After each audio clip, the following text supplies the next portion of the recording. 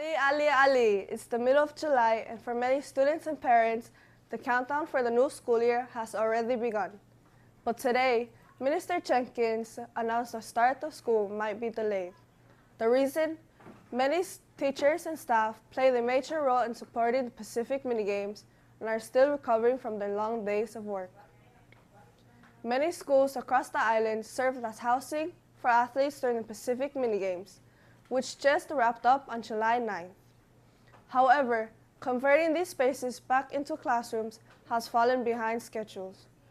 Minister Jenkins explained during a press conference that on top of preparing the facilities, cooks, bus drivers, and other support staff are still exhausted from assisting with the logistics of the games.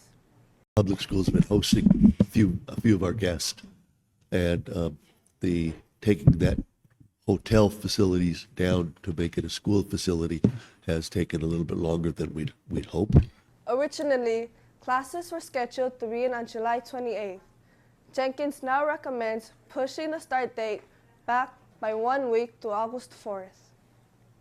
To make up for the delay, the first quarter of the school year will be extended. This means students will have just 1 week intercession break between the first and second quarters.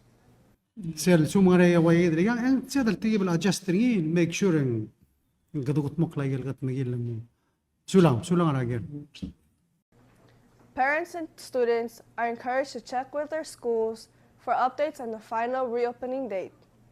For now, everyone is asked to stay patient as teachers, staffs, and schools are getting ready for the new exciting school year. For Mayang Alais, this is Ngalday Tulog.